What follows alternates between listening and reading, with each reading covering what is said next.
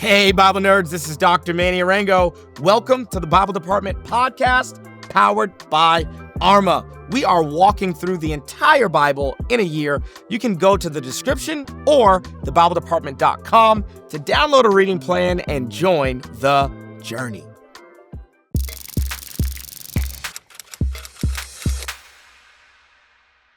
Family, welcome to day 202. We're in Isaiah chapter 36 to 39. Iconic chapters of the book of Isaiah. Really fun chapters for me to teach and go through. So I'm excited to dive into the content today. If you have not done the reading, you got to go do the reading. Stop the video, stop the audio, go do the reading. Read these chapters, 36, 37, 38, 39. Fantastic chapters of the Bible. Great chapters of the book of Isaiah. If you have done the reading, you'll notice that we got a break in the poetry, okay? So we're out of poetry, and it feels way more like history. And to be exactly honest, this section of the book of Isaiah is word for word from 2 Kings chapter 18 to 20, all right? 2 Kings chapter 18 to 20. So if you've been rocking with the Bible reading plan for a while, then you probably were kind of like, you had some deja vu today while you were reading. And that is because Isaiah chapter 36 to 39 is straight up plagiarized from 2 Kings chapter 18 to 20. I'm joking. It's not plagiarized. Also, scholars don't know which one came first. Okay, so nobody knows if the author of Kings is copying Isaiah or if Isaiah is copying the author of Kings. We really don't know. But word for word, straight up, Isaiah chapter 36 to 39 is saying the exact same thing as 2 Kings chapter 18 to 20. So all the context that we need is right there in 2 Kings chapter 18 to 20. And here's the context. It kind of set us up for this yesterday, and we're going to drive the point home today. Okay, Hezekiah, one of the best kings to ever live. I mean, the man finds the covenant, okay? The covenant law of God had been lost. He finds it. He reads it out loud. He weeps. He repents. There's a religious reformation in Judah. I mean, people start seeking God again.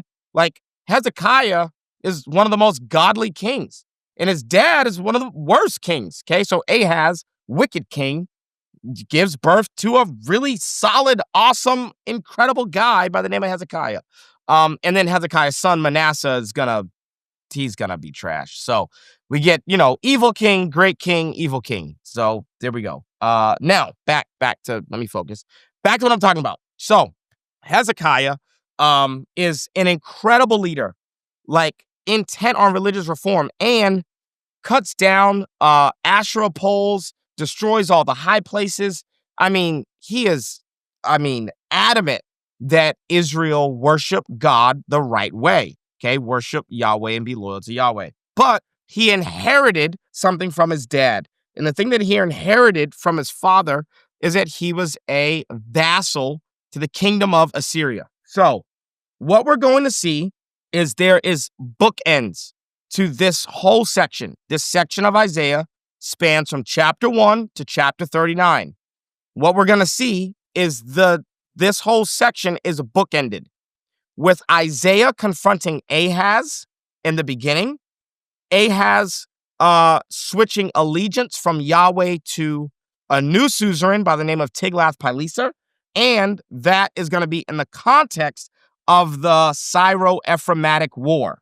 Okay, so 4 things I need you to see from the beginning of the book. You've got the Syro-Ephraimitic War. You've got the prophet Isaiah, who's confronting the king named Ahaz. And the confrontation is very easy to understand. It is, be loyal to your suzerain named Yahweh. Do not cheat on Yahweh with a new suzerain named Tiglath-Pileser III. Okay, so those are the main characters. This section of Isaiah is going to end with Isaiah confronting Hezekiah about Sennacherib, and this is going to be the Assyrian invasion. So literally a 4-for-4 comparison. Okay, so chapters 36 to 39 are mirrored in chapters 1 through 12. And what's mirrored? You got the prophet Isaiah. You've got a king, Ahaz on one side, Hezekiah on the other. You have a rival suzerain, Tiglath-Pileser III, on one side and Sennacherib, his grandson, on the other side. And then the Syro-Ephraimitic War on one side and the Assyrian invasion on the other. So Isaiah chapters 1 through 12 are supposed to mirror Isaiah chapter 36 to 39. Okay, so this is a literary mirror.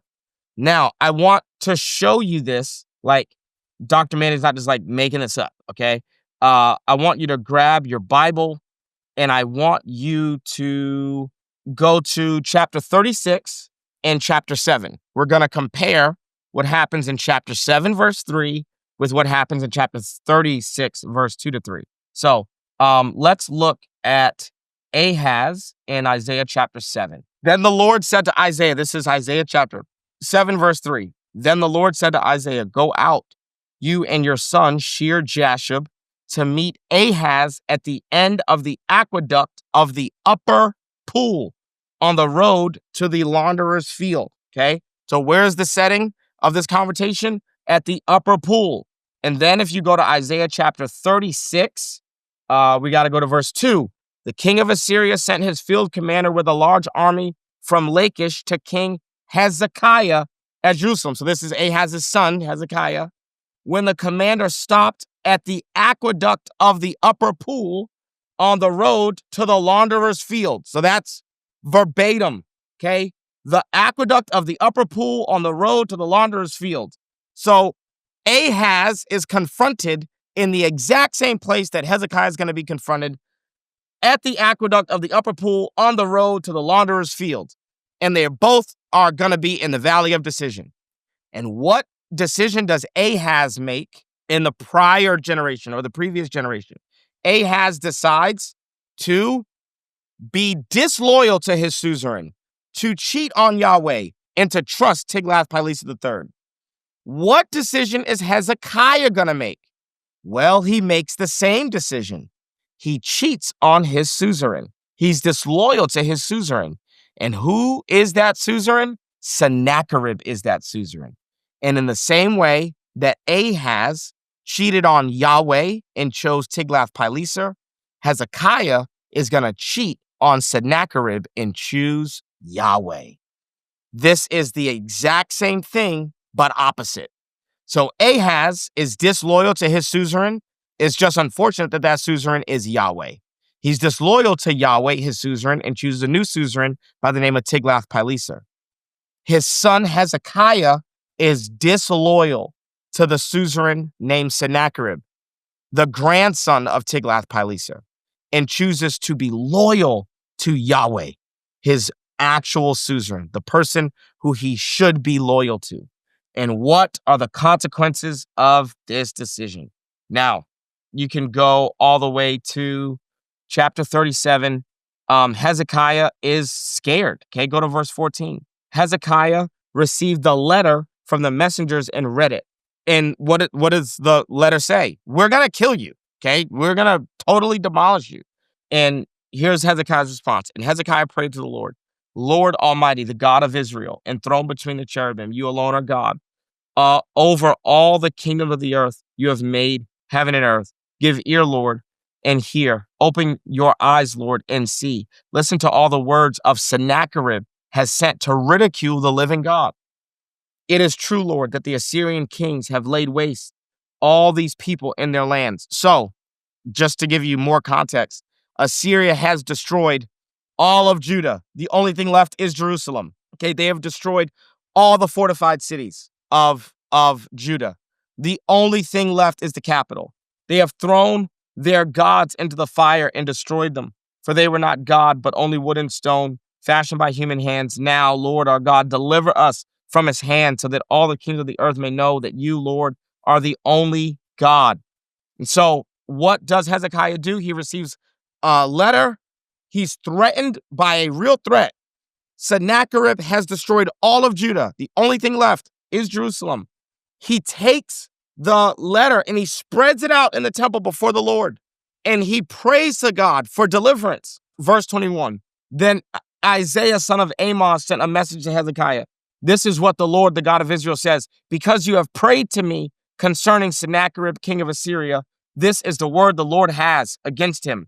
And there's a whole prophecy against him, okay? We don't need to read the entire prophecy, but I do want to tell you what happens in verse 36.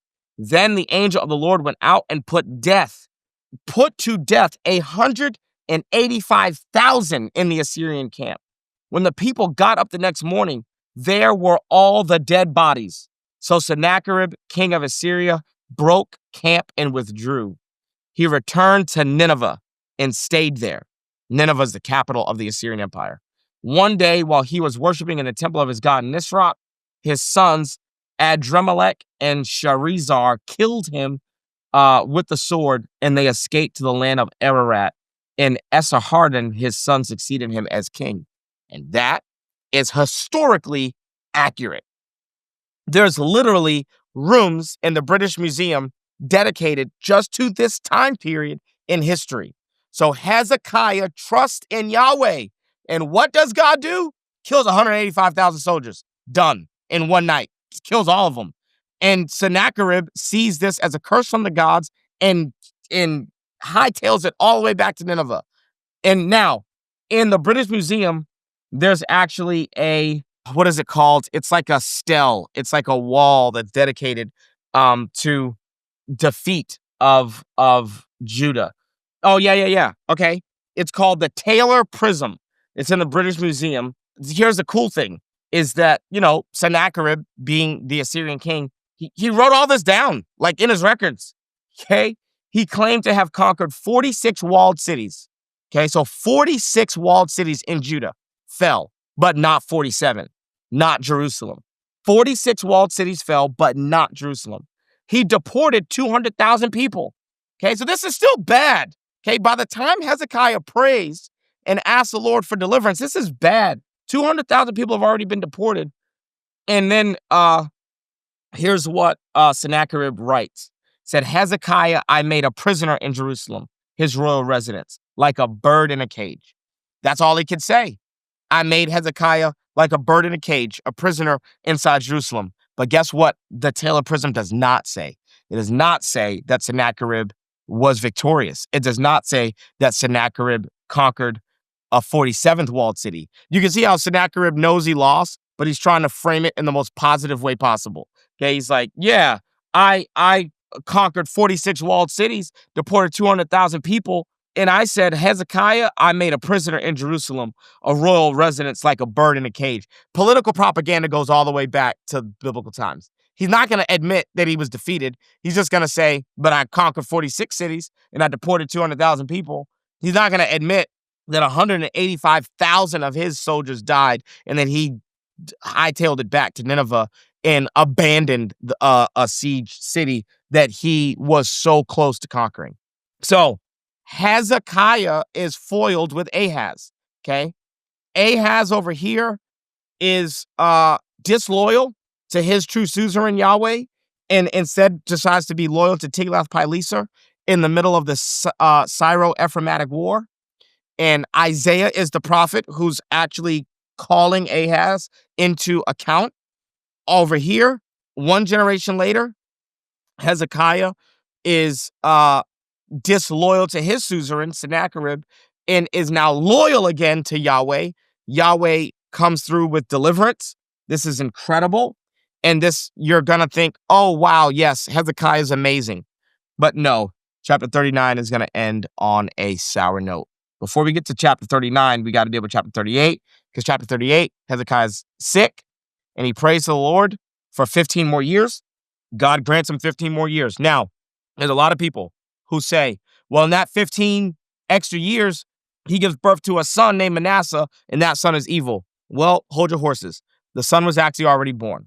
The reign, if you look at what year everyone is reigning in books like Kings and Isaiah, what you don't realize is that the reigns are overlapping.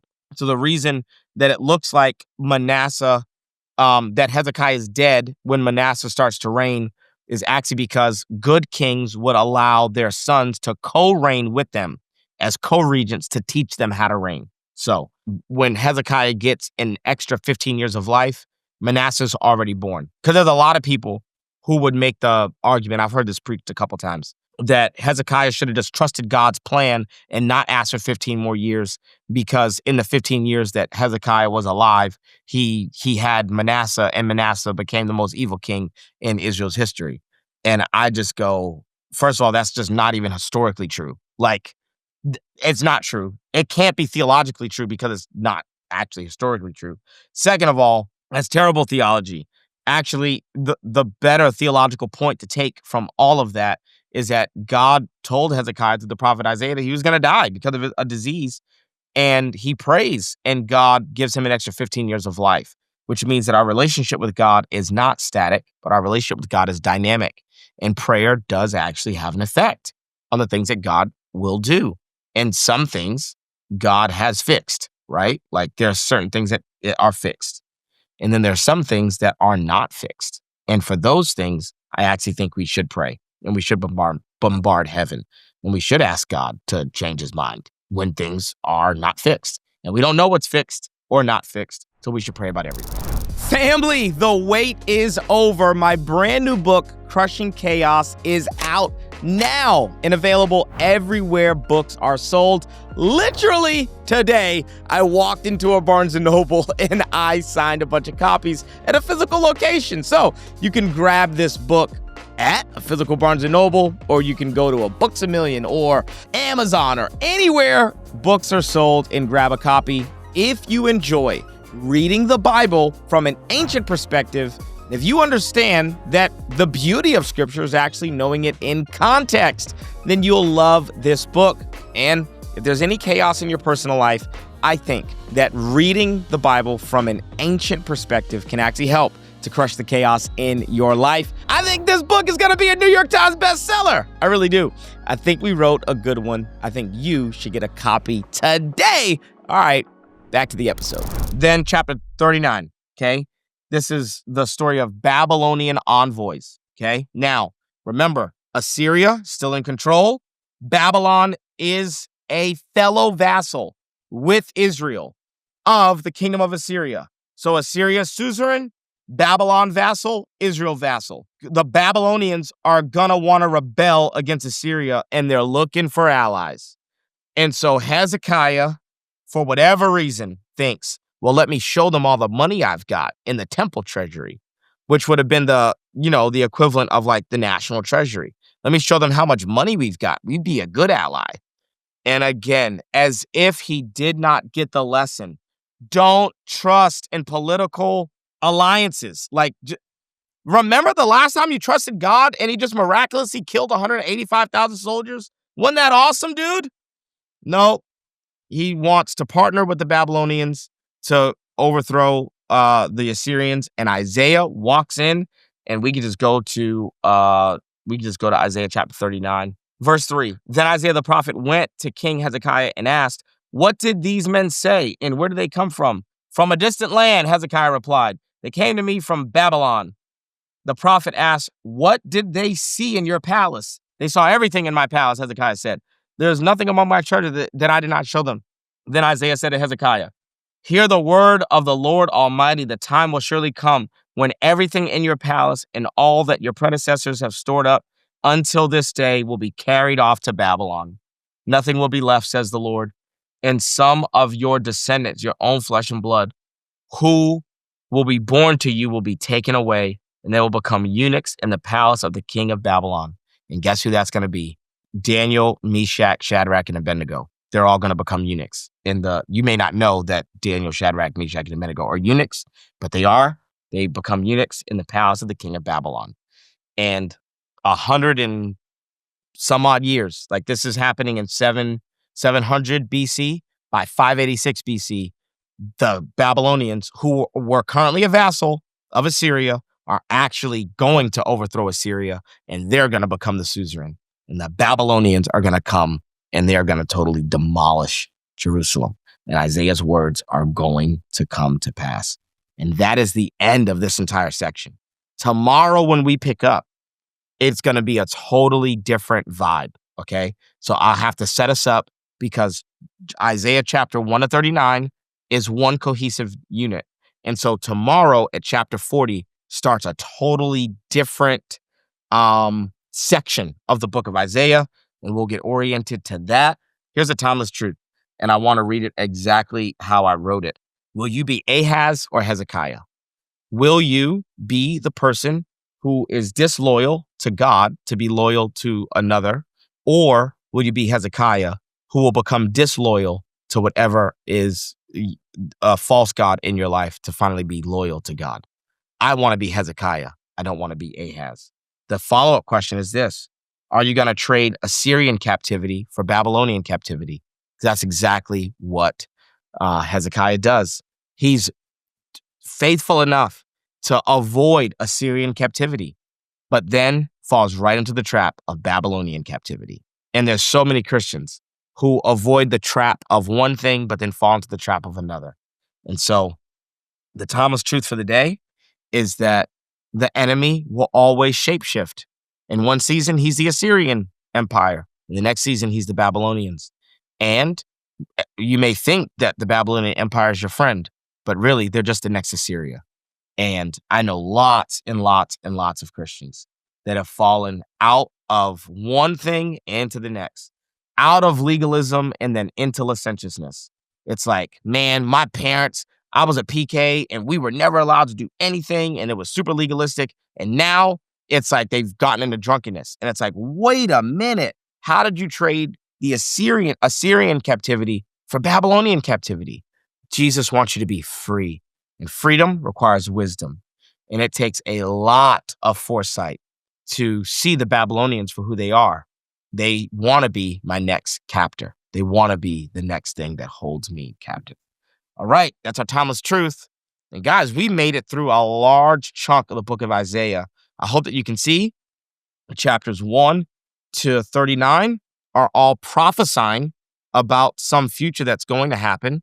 And now, as we cross over into the next section of the book, we're actually going to deal with the people who are in exile. Family, I'll see you right here tomorrow for day 203. We're stepping into a brand new section of the book of Isaiah. It's going to be amazing. Tomorrow, we've got Isaiah chapters 40 to 43. If you're on a streak, don't break it. I'm so proud of you. Love you. See you right here tomorrow. Peace. Thanks so much for joining us on the Bible Department podcast. If this episode was helpful, how about you leave a comment, share with a friend, and subscribe so that you never miss an episode. To learn more about the show, head to thebibledepartment.com. We'll see you right back here tomorrow.